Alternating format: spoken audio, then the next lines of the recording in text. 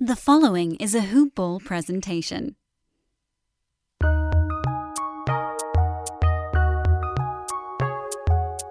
Welcome to the Fantasy NBA Today podcast.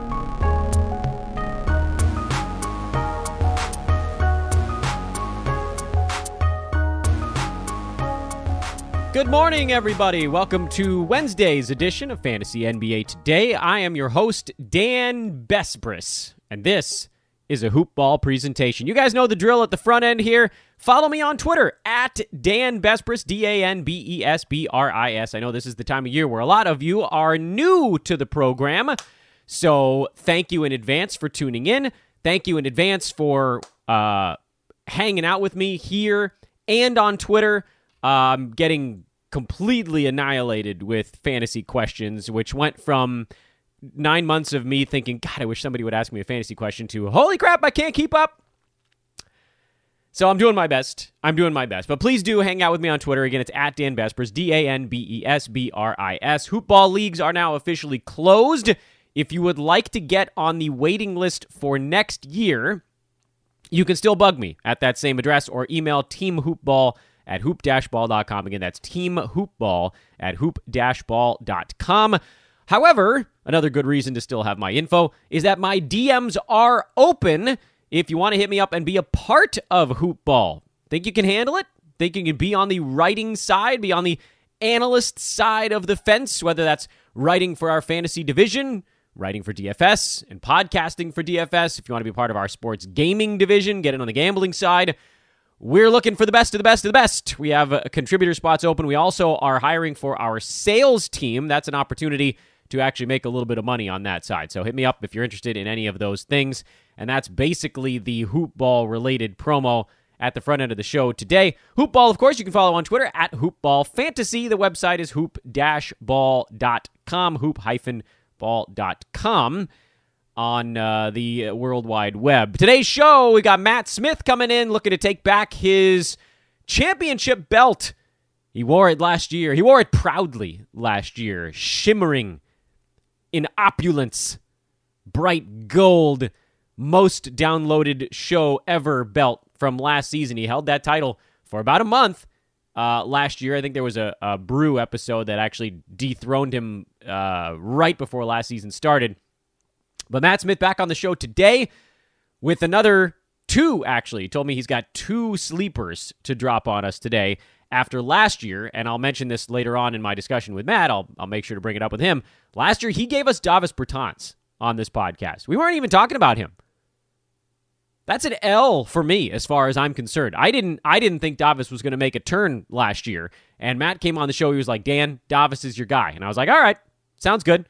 And then Davis was amazing. So looking to follow up on that. Matt Smith coming up. We're also going to finish up going through the mock draft results. A lot of you have asked to complete those. So we're going to do that today, and that'll buy us time for tomorrow to dive into ESPN ranks for the first time. That's only going to be a one-show endeavor because their ranks are straight up cuckoo bird.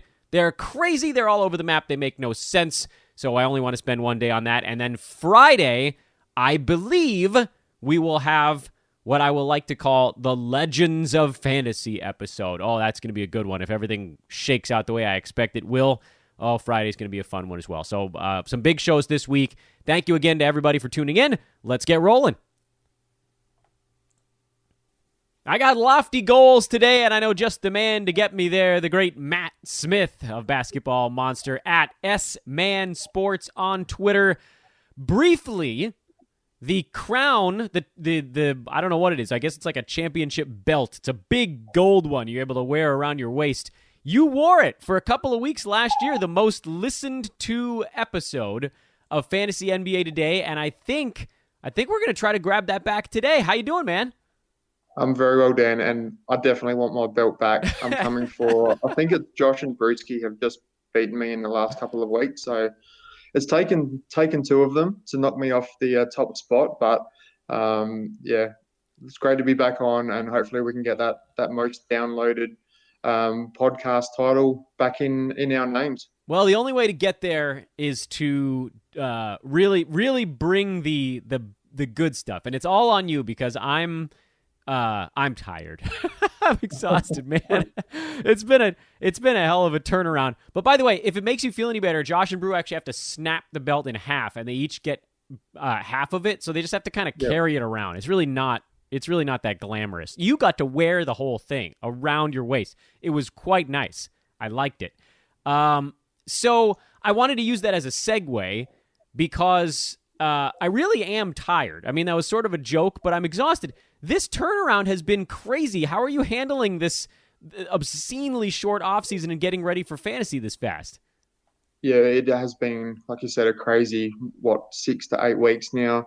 With the end of last season, the short off season, straight into the draft, free agency, and then as we're recording, we're a week away from the season starting. But yeah, just loving having fantasy basketball back after I think it was a 9-month layoff in terms of fantasy hoops. So gives us something else to talk about, write about, listen to. Drafts are pretty much underway at the moment, if not completed. So yeah, just can't wait for basketball to be back and have something else to talk about with all the other issues that are going on around the world. Yeah, well, don't worry. We'll touch on that here in just a second, but you mentioned how a lot of drafts are going. We're both in 30 deep. That's rolling at the moment that we're recording this thing. It's about 2 rounds in. I think by the time this airs, it'll probably be more like 3 or 4 rounds into that 30 deep draft. But I don't want to talk about that too much. The reason I bring up what's happening right now is, what is your usual go-to? Do you like to draft really early to try to jump on guys kind of before anybody catches on? Or do you like to go later where you know all the data about guys? Someone that might pop up as injured in the preseason, Derek White being a nice example of that this year. You know me, I'm ultra cautious with everything. So I like to draft late and make sure I don't end up with an injured guy by accident. But what's your move there? Yeah, I think I'm the same. It is a really good question, and I drafted the league stupidly. I disagreed with the decision at the time, and I still do. We drafted the league prior to the draft and free agency for something completely different. But overall, I do like drafting closer to the start of the season so we can really gauge pre-season, training camps, the games, form, injuries. Like you said with Derek White, news just came out a couple of minutes ago that, yeah, he could miss up to the first month of the season with a toe injury. But we can't do anything about injuries. We saw Gordon Hayward break his leg in the first game of the season, a couple of years ago. So injuries can happen at any time, but I do like having all the information in front of me to make the best choice for my teams for the season. Yeah, I was curious because I've talked to a lot of folks on that one, and it's split almost down the middle. Have you found that as well? Like, I don't know that there's necessarily a right way to do it, but in the fantasy community, it does seem like about half of folks like to go and at that crazy early state and just kind of risk it. I don't know. It freaks me out to go that soon. Yeah, it does. And, we've had, people like Jason Tatum who have started probably in the second round, have now come into the late first. Nerlens Noel has probably made a big move over the last couple of weeks with preseason. Christian Wood moving teams, Russell Westbrook and John Wall trade. So I know people do like to draft early because they feel they can get a little bit of the edge on the competition and all well and good to them. But I think if I had the chance, I do like drafting as close to the season start as possible. Okay, so there are some things happening in the world, and we'd be remiss if we didn't mention them, and a lot of people continue to ask about them, so I feel like I want to try to bug folks on what they might be doing differently this year. What do you have strategic changes because of the COVID year? Do you change settings in your leagues? What have you done to get ready for this? I don't want to call it special because it's kind of hell, but this different season. This season is going to be completely different, and I think we have to all sort of get our heads around that it's going to be different than what we've been used to in the past. So I think adding an additional roster spot or 2 is a smart move. I think adding an additional IR spot is a smart move because we are going to have injuries. We are going to have people quarantining with COVID issues. We are going to have players who rest this season due to the condensed schedule and the number of back-to-backs. I've been encouraging people to play more rotisserie leagues than head-to-head leagues because the games played isn't quite as big of a hit in my rotisserie man. leagues. I love it. I'm giving you a brief applause on that one, but please continue. You know me. I'm a roto guy. Yeah, I love rotisserie leagues as well. And for anyone who says they aren't fun, then go and try it because they are extremely fun. They're fun and they're fair. They're fair. You don't get blitzed by some weird little fluke thing in the 22nd week of the season.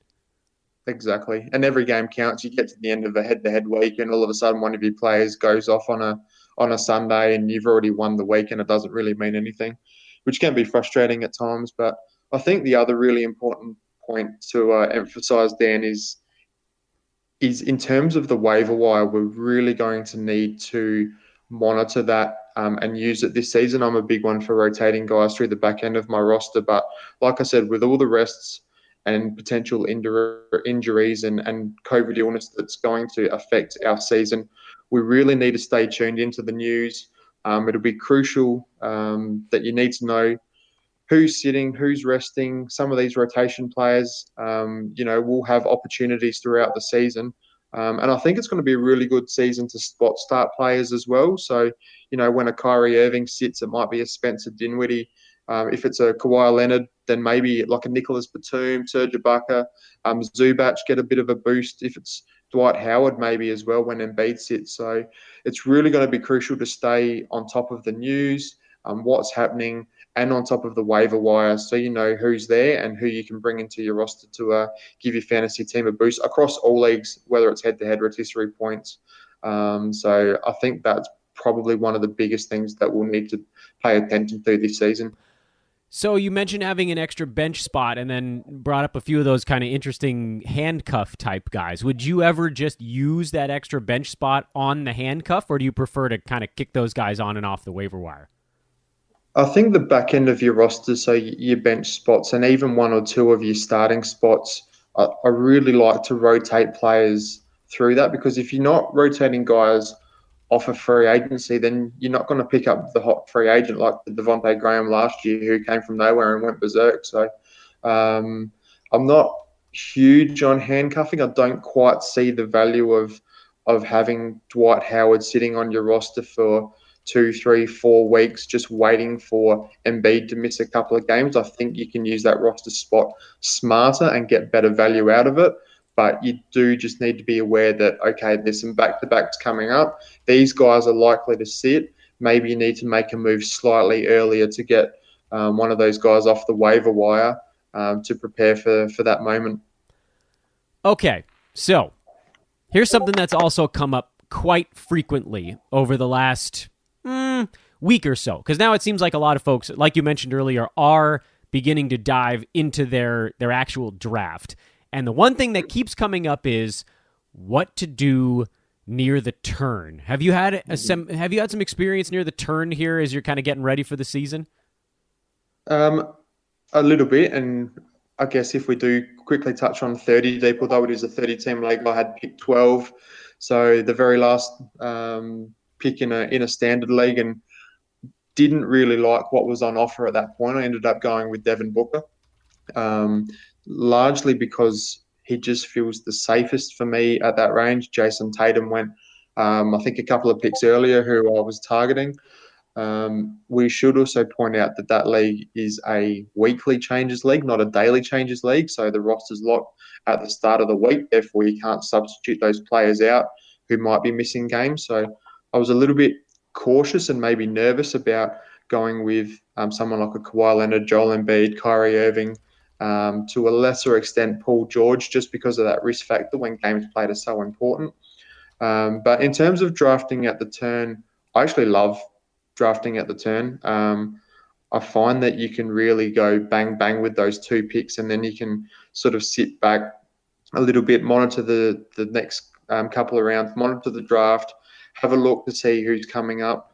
But yeah, picking in the middle of the draft, if a player is sitting at 45 and you think they're going to be a top 40 player, do you have to draft him slightly earlier, or can you wait until pick 45 or 46 and then go after that guy?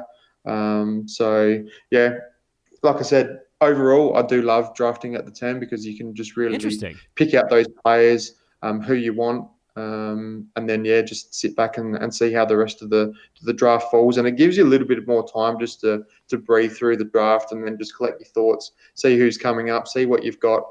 Maybe even have a quick time, especially in live draft or in slow drafts, to analyze other teams, to see which players they've got and what players and positions they need in their future picks as well.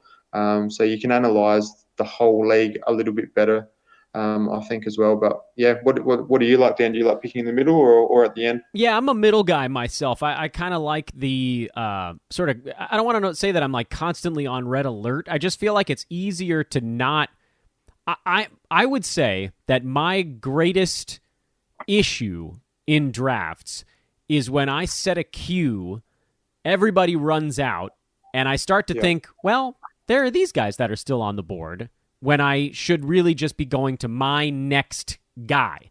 And I get sort of suckered back into a group of players that I didn't want. And that tends to happen to me more at the turn, because suddenly, if I set a big queue and it gets to me and suddenly there's only one guy left in my queue, I got 2 picks and I'm scrambling a little bit. That doesn't tend to happen to me as much when I'm mid-round. I can sort of wait until it's 3 or 4 picks away, get my queue set up. I almost always get one of the guys I'm eyeballing. And then, I like your positive attitude, though. I think a lot of folks need to go into their drafts with that in mind. Looking at that 12-13, the first turn, have you, and I was talking to Adam Stock about this on yesterday's podcast, he was talking about how, for whatever reason, there really just aren't that many point guards or centers that are going near the turn this year, either in the first round or the third round turn. For whatever reason, the ADPs on big men and point guards tends to be falling, between 1 and 9, and then again kind of after 18 or 20, and kind of stops again like near 30. It's very weird. So would you recommend grabbing a center early, or are you more a fan of waiting and assuming a value guy is going to fall into your lap? So if I'm drafting 1 or 2, then I really like James Harden and Anthony Davis, and you can build a great team around both of those guys. Like I mentioned at the end of the first, in that 12-13 spot, I don't like, in general, building around a wing like a Paul George or a Kawhi Leonard. The way I draft my teams is I like to draft point guards and bigs, and I normally go backwards and forwards on those 2 positions for the first maybe even 4 to 6 picks of the draft, and then round out with wings later. But you and Adam are both correct in saying that, there's a number of good point guards at the end of the second in particular, but they do come with some risk in terms of like your Russell Westbrooks, Chris Paul. Maybe it's slightly early for a Kyle Lowry, a Fred Van Vliet in there as well, there's a little bit of Jimmy Butler, a little bit of rest and injury risk. And then, at the end of the first, we're talking Joel Embiid. Like I said, I'm not convinced. Yeah, no. Bradley Beal probably takes a little bit of a hit with Westbrook coming along. Ben Simmons, I don't want to punt free throws and take a hit that early. So it is a really sort of interesting point of the draft. I think last season in particular, we really had to get big men early. They seem to be a premium on big men. I think this season we can find big men a little bit later on, and especially through the mid-rounds of the drafts with Jonas Valanciunas, Miles Turner, Sabonis, Jaren Jackson Jr., even though there's a bit of a injury risk there. LaMarcus Aldridge, Nerlens Noel is making some news and rocketing up draft boards. Wendell Carter Jr. or Thomas Bryant as well. Some of these guys later on. So if you do want a good point guard and especially some elite assists, you're going to need to find that in the first couple of rounds. And then I think you can find some good big men later on throughout the draft. Where do you enjoy? I know you said you like the turn. Would you prefer to be earlier, or is it just kind of it sounds like you just sort of don't mind. Like you're pretty comfortable no matter where you plop as long as you have a little bit of warning. Yeah, well, this season you really do want that top 8 or 9 pick. Harden, Davis, Curry, Towns, Giannis, Lillard, Luka, Jokic and Trey, I think, are pretty much the set 9. I've got Jason Tatum at 10. Like I said, I took Booker at 12. Hit Booker and Kawhi Leonard are sort of interchangeable depending on the format and the settings of your league. Right. So, yeah, I think ideally this year, if I was to pick a range, I'd probably take that sort of 4, 5, 6, and then ideally start with a Steph Curry, a Luka, or a Lillard, and then look to back them up with someone like a DeAndre Ayton or a Bam and go big and small early, like I mentioned, and then start building on it that way. But unfortunately, you don't get to pick your draft spot. You've got what you've got, and build the best hand with what you can. Yeah, I got a top 2 pick in one of my money leagues for the first time in, good Lord, I think it's been like 3 years. I don't even know how that happens. I'm sure everybody complains the exact same way, but mine is definitely real. Yeah. Do you have concerns around James Harden, Anthony Davis, Steph Curry, these sort of guys? I just sort of assumed that I would end up with AD, but with the James Harden news now, I know he's been falling a little bit. I'm still very much okay with taking Harden. I mean, there's really only a couple of guys that can do that type of stuff on a per game basis. I mean, how much could they really hold him out? How much? I know they wanted, like he said he's okay, or they said they're okay with making it comfortable or uncomfortable. I think if you're Houston, you're still trying to convince him. I know the reports keep coming out that he wants out, but there's a lot left on that contract. They don't want to take something back that's kind of clunky. Like, what is the max number of games he sits out because of this stuff? 6, 7? Probably. Yeah, I'm not too worried. Not too worried. Not sure. No. Now I kind of wish I was like 4th pick, because all of a sudden nobody wants Harden and people are getting him at 4 or 5 this year. It's just, it's incredible. So next thing on the docket. Last year, this is the one that I think this is like the treasure chest that everybody's waiting to unearth here. Last year on this show, when you grabbed that championship belt, and maybe this is why you gave out Davis Bertans as your favorite late round kind of sleeperish sort of guy. And, the rest of that story wrote itself. Davis Bertans ended up having an incredible year. This is a guy who was at times undrafted, and he finished, he was like in the 55 range. I mean, this was undrafted to top 55 value. So all that to say, the pressure's on, Matt. What do you got for the listeners this time around? Yeah, thanks for building that up, Dan. And unfortunately, a couple of the guys that I really, really like, you've already spoken about with some previous guests. The first one in particular is Darius Baisley in OKC, but Jonas stole my thunder. If you like the pun there, Dan. We can double down on that. You guys can split the belt next year if need be. So yeah, he had some really good games. In the bubble, average around 13 points, 6 rebounds, 2.4 threes as well, which is really nice from a small forward, power forward position in just 27 minutes per game. There was a 3-game stretch there where he scored over 20 points in each game and knocked down, I think it was 12 3-pointers. And the Thunder are just going to need someone to do something behind Shai Gilgeous-Alexander and Al Horford. And I think having Horford next to Baisley, an elite passing big man, will really help him this season. So, Darius Baisley is one, and the other one is Markelle Fultz. A 2-pack. I think he's in for a really strong season. Doesn't have to look over his shoulder this year with DJ Augustine gone. The backup point guard is basically now rookie Cole Anthony. Fultz played less than 28 minutes per game this season, and surely that jumps up by 4, 5, 6 minutes this season. Coming into his 4th year in the system, obviously the first 2 were a bit of a write-off with injuries, but Markelle Fultz, like I said, assists or elite assists and point guards. You'll need to get early, but finding Fultz in 5, 6 assists per game and 1 to 1.2 steals, somewhere probably between the 80 and 100 mark, I would think.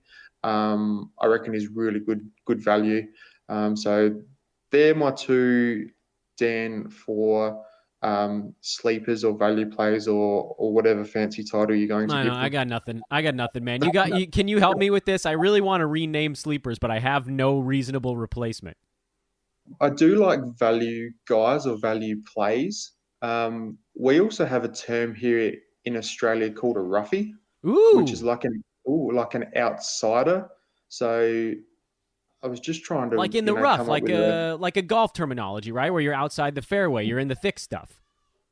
yeah, or even someone who has like a massive outside chance. So if it's like, I don't know, let's say tennis, for instance, and the number one seed is playing some dude who's ranked 150, and the 150 guy is like a roughie. He's like a completely outside chance of winning.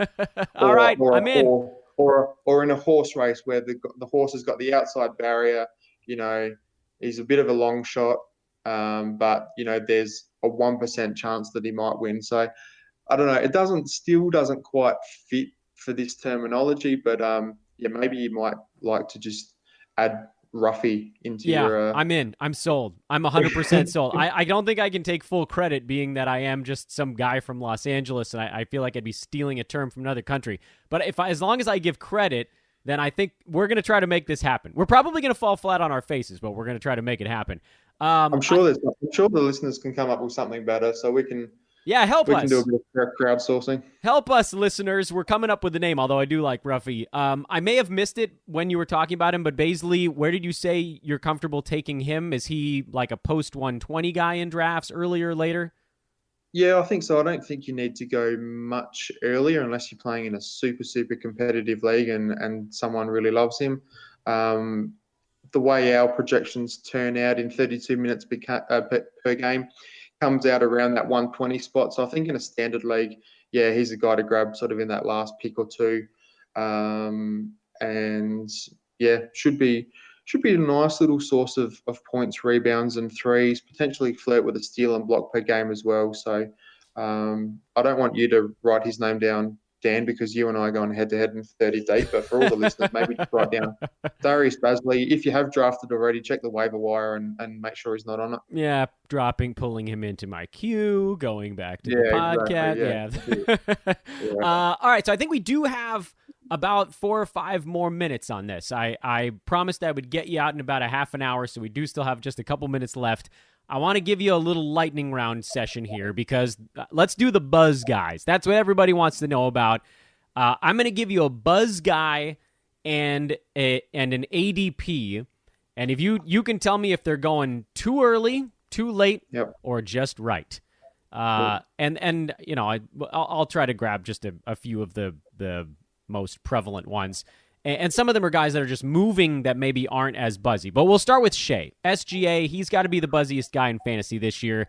His ADP on Yahoo is 27. Too early, too late, or just right? Probably just right. I think Shea. I agree. I think Shea would definitely be a top 25 player this season. So if you can get him around that end of the second round, do it. If you have to go a little bit earlier, do it. I don't think you're going to regret that pick. Yeah, absolutely love SGA this season, and we'll try to get as many shares as possible. So yeah, slightly inside 27, I would think. Zion, 28 is the ADP. Too early, too late, or just right? Hate it. Way too early. I also agree. I know he hit 10 of 11 from the free throw line the other day, which was out of the blue, but still don't trust that form to continue for the season. The steals and blocks haven't translated to the NBA yet. I still want to see him play a full season and have a full body of work behind him before I can trust him in a season-long league. So I think drafting him in the top 30 is a massive mistake, and you will regret it. Another big mover in this earlier chunk is Yusuf Nurkic, whose ADP was like 60 a week and a half ago, and now it's 35. 35. Well, 60 was obviously too late. 35. Too late still? Too early? Has he moved past the mark or just right? Once again, I think that's about right. I think Nurkic could be a definitely a top 30 player, potentially even top 25. Strong points, excellent rebounds.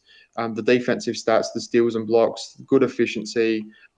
Love him in that range with sort of Bam, Adebayo, DeAndre Ayton, Yusuf Nurkic in that late second, early third. So, yep, love Yusuf Nurkic this season. I think I got just a couple more here. Another name that's flying up the draft board is Christian Wood out of Houston. His ADP is now as high as 48. He started somewhere in the 90 range. What do you think about 48? Not bad. I'd probably go slightly earlier. Definitely top 50 player, probably top 40. If James Harden gets moved, love that even more. The only thing maybe against Christian Wood, once again, we haven't quite seen that full body of work from him. We've seen, 20 or 25 games sample size at the end of last season where he went berserk with the Pistons. It's going to be a little bit tougher to start the season while Harden is there, and depending on the health of John Wall and Demarcus Cousins. But I think overall we'll see Christian Wood end the season as a top 40 player. Last one is actually a guy who's falling, and that's John Collins. Not any one massive piece of information out of Atlanta, just sort of a lot of bodies there. His ADP 2 weeks ago was about 15. Now it's 24. Has he moved into value territory, or should he fall farther? He should fall further. That's still too early for me. I loved this Hawks team last season with Collins and Trey and Herter and Cam Reddish later on in the season. They're just too deep for me now. Adding like Gallinari, Bogdanovic, Rondo to a lesser extent. But yeah, they're pretty much too deep in all positions. And I think John Collins will take some of that hit. So once again, I think drafting him inside that top 30 range is slightly too early for me. I'd rather look at him in maybe the 4th or 5th round. All right, you're out of the hot seat. Is your seat warm enough? Can we cool it down? You can keep going, Dan. I've got all day. Now we'll let you cool off. Matt Smith, you're officially free to go. The man, the myth, trying to double up on Davis from last year, the 2019 champ. S-Man Sports, the Twitter handle. Matt, you are the man. Can we do this again this year? I've been really bad about scheduling because childcare has been kind of a mess this year, but can I get you back in the early part of the season? We'll talk about some of these names again. Yep, of course you can. Anytime you want me on, let me know, and I want that number 1 spot back on the chart. Just hit me up. You know where to find me. And yeah, look, always love chatting to you, Dan. Season's greetings to all the listeners, and we'll do it again in the new year. Look at that. A kind fellow. Again, S-Man Sports on Twitter. He is a fantasy basketball analyst. You guys know that. He's the man. He's over Basketball Monster. Matt Smith, thanks again, my man. Thanks, Dan. That was our buddy Matt Smith. Always good stuff. 2 more to watch for this year. Snap them up. Get yourself some values. And call them Roughies. That's the most important thing I think we learned in that segment. Make sure to take a moment to check out the Fantasy Pass at hoop-ball.com. It's the only time of the year that we lay this stuff on you. And I'm laying it on thick. The Fantasy Pass is the thing. It's the thing. If you want the Brewski 150, it's in there. If you want the draft guide, it's in there.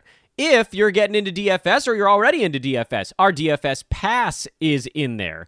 If you need in-season tools for the entire NBA regular season and into the offseason, through the playoffs, into draft season, into free agent season, the Fantasy Pass has it for $4.99 a month. $4.99 a month.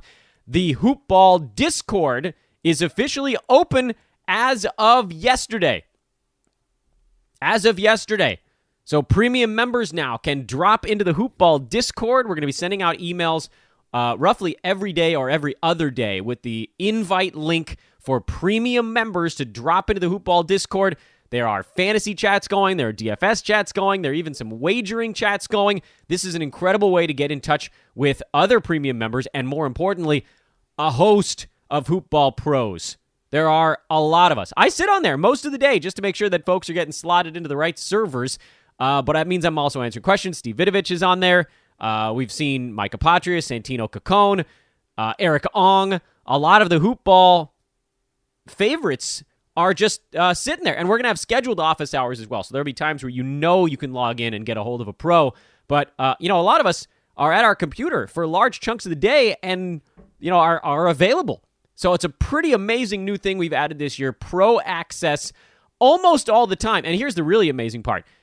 Between Eric Ong, Adam King as well, in the Philippines and Australia, there's a Hoopball Pro awake 24 hours a day. So there are times, and we can't guarantee this, but there will be times where someone will be in that Discord literally every second of an entire day. Pretty unbelievable stuff to get your fantasy questions answered nearly on demand. Check it out, the Fantasy Pass, $4.99 a month. And I just wanted to tell you guys about that Discord thing because I've been working on it, and it's super cool, and I'm really excited about what it brings to the table in terms of pro access here at Hoopball. So go to hoop-ball.com, click on the Fantasy Pass advertisement on the homepage, and get yourself a subscription for $4.99. The rest of the draft, let's do this thing, and let's do it at a pretty good clip because there's some names. I think what we did yesterday actually worked out relatively well. We moved along at a good pace. I read through the entire list of names in each round and then tried to focus in on the ones that I thought deserved a little more analysis as to why they went there, whether they should continue to go there, and things of that nature. So we finished up round 6 yesterday with Richaun Holmes. We'll start round 7 right now. Here are the 12 players selected in the 2020 Industry Mock, the video Industry Mock. It's about 2 weeks ago now, so things have changed a little bit, but a lot of these guys are still going where they were. Al Horford, Bojan Bogdanovic, Brandon Clark, James Wiseman, Colin Sexton, Mikal Bridges, Wendell Carter Jr., Lauri Markkanen, DeJounte Murray, Buddy Hield, Victor Oladipo, and Clint Capela. The names that jump out at me in this round, number one, Clint Capela going at 84. I get it. He's set to take a step back this year, but 84 is obscene. Absolutely, positively obscene. It doesn't matter. It doesn't matter how much of a step back you think he's going to take. It's not going to be this much. There are very few, nothing in this world is guaranteed. If he misses 30, 40 games with an injury, it all goes out the window. But look, here's the thing. His role, no matter where he is going to be about the same. He's going to be a dunker, a rebounder. So his field goal percent is going to be great. He's going to rebound well. John Collins is the next guy down the board who's a good rebounder. He's a very good rebounder, but he's also not as nearly as tall as Capela. So Capela's going to be the guy near the rim. He's going to be playing most of his minutes at center. He's also easily their best defender, and no one's close. Not Collins, not nobody. Not nobody, not know-how. I know Capela can't shoot free throws. Put that dude next to Trae Young in the open court. He's going to be hammer blasting balls through the basketball hoop. So, is he going to get 10 shots a game? Probably not. Is he going to play 33 minutes a game? Probably not. But in those numbers, he was, on average, number 24 last year in 9 category leagues. Partially because his turnovers were good, but really good blocks, really good field goal percent, really good rebounding. Even if you dial that back, let's say he loses 4 minutes. You could even say he loses 6 minutes. Take away 20% of his production. He is still in the 11.5, 11-ish range with, 0.6 steals and 1.5 blocks or something like that. So that still puts him well inside the top 75. And if he stays healthy, he just annihilates that number. So I was really surprised to see Capela fall all the way to 84. This is too far for him to fall. It's too far. I get it. Ratchet him back because he's not going to play 33 minutes with Atlanta, but not this far. Victor Oladipo at 83 is probably relatively close to where he's going on the whole. I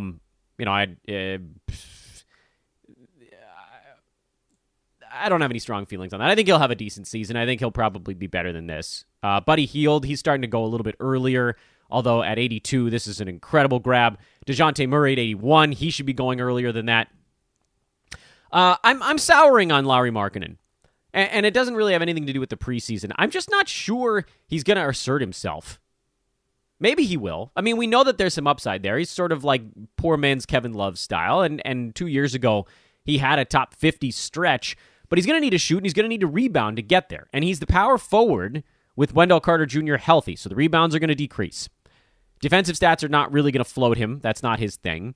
And shots available just aren't really going to show up out of the blue with Kobe White getting a bunch of looks, Wendell Carter Jr. hopefully doing a bit more in the offense, and Otto Porter Jr. coming back, in addition to the fact they already had Zach LaVine taking a ton of shots. So I'm a little worried about Markkanen getting squeezed out. I think I'm going to put him on my guys that I'm probably going to avoid. Elsewhere in this round, this is earlier than Horford is usually going. This at 73. I think we've seen him go more towards the 80s. I love him in the 80s. I've said it before. I do think he rests a bunch of games this year because that Thunder team really has nothing to prove. and they'd like to get a top 3 pick this coming year. They'd like to get as many of those as possible. So a little bit early on Horford, but again, if you're on the turn or front or back end of the turn, you got to sort of go get your guy. Brandon Clark, we still haven't seen him play. That makes me a bit worried.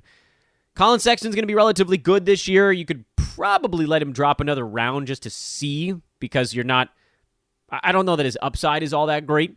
Mikal Bridges, he'll be fine, good roto guy. And then Wendell Carter Jr. in the middle of the round is fine, a little bit early for him as well. You're starting to see guys sort of go and get their dudes, which it does tend to happen around that 70 to 75 mark, even 65 at times. Round 8 of this draft: Otto Porter Jr., Julius Randle, Josh Richardson, Ricky Rubio, Devontae Graham, OG Anunoby, Kemba Walker, Markelle Fultz, Serge Ibaka, Demarcus Cousins, Mike Conley, and Blake Griffin. You heard about Markelle Fultz earlier in this one. Matt Smith, big fan of him. He actually went to Team Josh Lloyd in this particular mock draft. That would be at pick 91, I believe. Yeah, I guess that about makes sense. I'm not sure. Markelle seems to bounce around a little bit in drafts. He's kind of a later opportunity to get some steals and some assists. I will admit, though, I'm a little worried about the other parts of his fantasy game taking that step forward. He's going to score a little bit more because he's going to play a little more this year. His steal rate is good, so that's a possibility to sort of buttress his numbers with 1.4 kind of steals per game, 1.3, 1.4. He's not going to shoot the 3 ball. His percentages have a long way to go, so he's going to have to do it in steals, assists, and probably more scoring this year. And it's why I've referred to him as sort of like new Elfrid Payton, because he's Elfrid Payton, but with a better free throw stroke, which is saying something because we know Markelle Fultz in the free throw line, but they're built fairly similarly from a fantasy standpoint.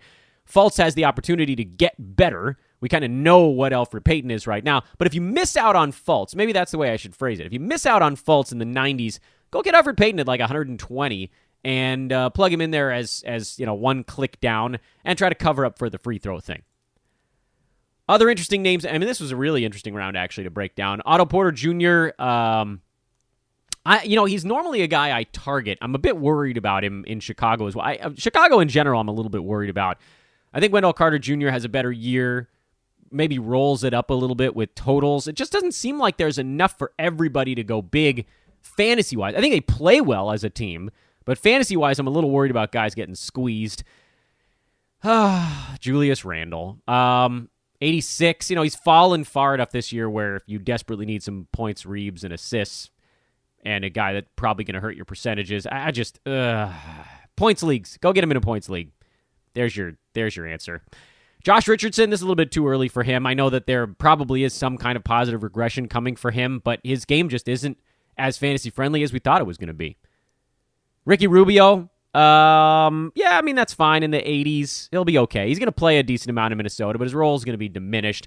Devontae Graham, I am genuinely concerned about Devontae Graham with Gordon Hayward coming to town, but if he gets better in field goal percent, he's one of those few guys. We've talked about how a general rule on this show is that usage is value, and so with Graham, I think you can pretty much guarantee his usage is going to be lower this year with Gordon Hayward in town.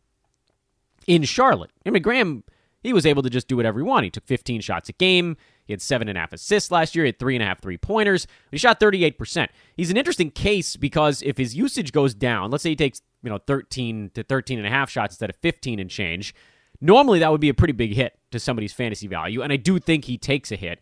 But he also has the opportunity, if he fixes his field goal percent from 38 to 41, which is a pretty good jump, that could actually cover up some of the other stuff.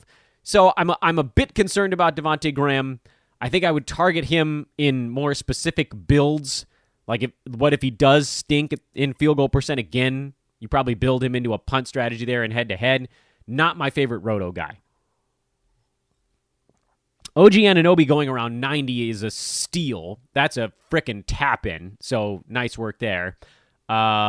Kemba Walker in the 90s in Roto, I'm okay with that in head-to-head. I don't know that I can draft him almost anywhere. In Roto, you just sort of take what he gets you, because when he's on the floor, he'll be a top 50 guy. He's just probably going to miss 25 games this year. So be aware that that's something that's going to happen.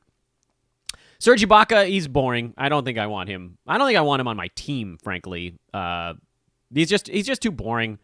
Go take a shot. Eric, go take a shot. I'm yelling at you right now. Eric, go take a shot. Demarcus Cousins, also, this is early for him. And Adam even said that on the podcast. This is earlier than he's going. You don't, I mean, he's worth a flyer. Absolutely, positively worth a flyer because we know his upside on per minute stuff. And if Houston really does end up trading James Harden, there's going to be usage for everybody. Everybody's going to eat at that point. And Boogie is among them because then it's just, screw around time in Rocket Town. Boogie can go try to reestablish his value. He makes actually a lot of sense as a keeper type guy. Dynasty-ish. I know he doesn't have a ton of years left, but if you can get him in like the 13th, 14th, 15th round of a keeper league draft or something, then, maybe somebody will sign him to play 25 to 30 minutes a game next year. Who knows? Maybe Houston, he's there. Maybe Houston just turns him loose the following season if he gets healthy. So that's probably more the strategy here. But again, maybe something does click. Roto makes more sense than head-to-head because he's going to miss a bunch of games. They're going to kid glove him. But if he's playing on a night where he's going to get 25 minutes, he's worth starting at that point. The DFS guys will tell you. They'll keep us appraised of when he's actually going to be on the floor. Mike Conley, I'm not a big Mike Conley fan this year. I guess in the 90s, whatever. But too boring even for me. In the 90s, that's fine. He might be as around 80 or something on the year. Blake Griffin at 96, I actually like this pick. I've said that before. The market has finally adjusted on Blake Griffin, and he's cheap enough to draft at that point. There's no risk there. If it falls all over its face, then whatever. Round 9. Derrick Rose, Montrezl Harrell, Jeremy Grant, Andrew Wiggins, Hassan Whiteside, Jared Allen, Bogdan Bogdanovic, Steven Adams, Danilo Gallinari, Kobe White, Aaron Gordon, and Davis Bertans. Really like Aaron Gordon at the end of the 9th round. 107 or whatever that is. Absolutely worth the upside play there. Jeremy Grant, I like in this range around 100. There's, a chance he ends up pretty boring, but maybe something does click. I like Hassan Whiteside in this range. We know he can get it done in limited minutes, and if his free throw stroke is still okay this year, he'll beat that mark. Jared Allen, if they happen to turn the reins over, you might have to sit on that one a little bit. Bogdan Bogdanovic, I'm super down on in Atlanta. Steven Adams makes a lot of sense around 100. He'll beat that mark in New Orleans. Gallo, same kind of thing. I'm down on him, but at this point, why the hell not? Kobe White, I don't know. He needs a ton of usage, I would think, to really click, but maybe he does turn a corner there. So I actually like a lot of the picks in this round. I think you're hitting a point where guys are you're taking some swings here, and then Davis Bertans, who's one of the safer plays in this round. You sort of know what you're getting. I'm not super excited about him this year. Last year he was that massive, drafted at 140, finishes at 55 kind of thing. He'll finish probably in the 80s this year. And so you get him at 100, that's fine. But, you're taking hacks at this point. Unless you took hacks earlier, which I have advised against. This is where you want to take your hacks. In your 3rd round, get your guy that's going to finish at 30. But in your 9th round, get your guy that's going to finish at 60. Something like that. That's where you get your big wins. Evan Fournier, we'll do the last round. Evan Fournier, Terry Rozier, Darius Baisley, Ivica Zubac, Anthony Edwards, Killian Hayes, Chris Boucher, Tyler Herro, Duncan Robinson, Marvin Bagley III, Goran Dragic, and Jeff Teague. This was kind of fun because this was the 10th round where I think a lot of guys probably wouldn't have gone this extreme if it wasn't the last round of an industry video mock. So this is everybody's chance in this mock draft to say, hey, here's my interesting guy. Well, not everybody, because we talked to Adam Stock, and he was like, look, Evan Fournier, I had to do it. He wasn't interesting, but, he's going to pick 110, and he's going to annihilate that. He'll be at least 30 to 40 slots higher than that with his eyes closed. So, yeah, I totally get it. Terry Rozier, kind of the same general story. He won't be as good as Fournier, but he'll be fine. He'll be, top 80 type of guy, and once you get to that 120 range, that's a pretty good win. Darius Baisley's a fun one. He's going to get some usage. He has to because no one else exists in Oklahoma City. Ivica Zubac, that's we talked about it before, a little bit of a homer pick from our buddy Jovan Bua. He'll be fine, boring. Anthony Edwards, I don't draft rookies. Killian Hayes, I don't draft rookies. Chris Boucher, I like that. Jonas Nader in the last round, he's just showing everybody. Jonas just kind of telegraphing a little bit here. He's like, look, this is a guy that is going to play some center minutes in Toronto when they go small. If he has a chance to play a few power forward minutes, even better. And if he gets to, 22, 23 minutes, he could actually have some fantasy value.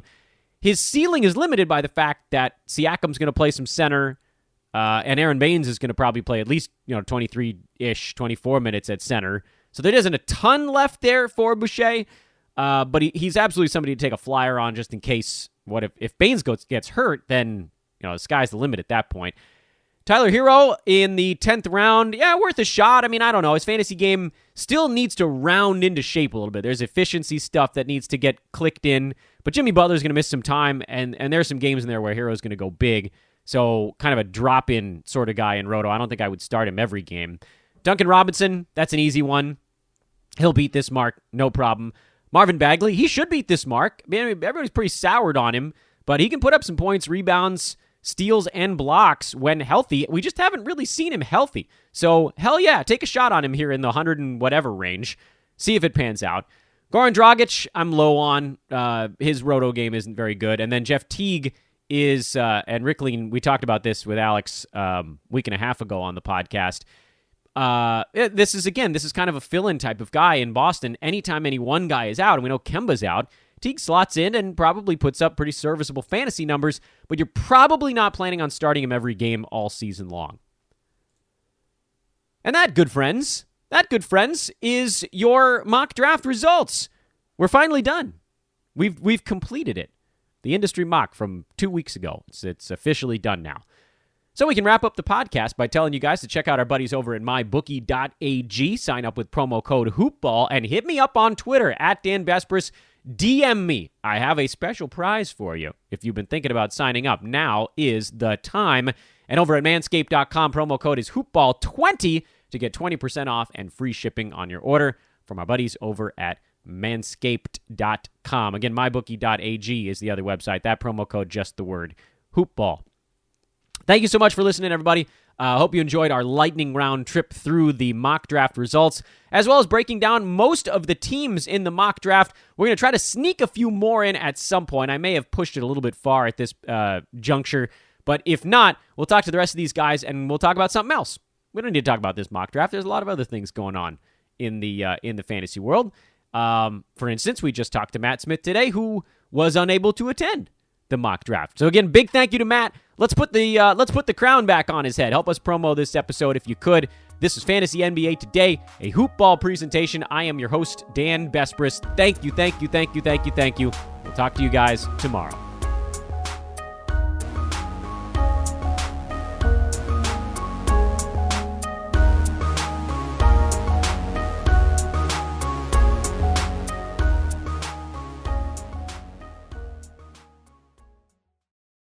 This has been a Hoop Ball presentation.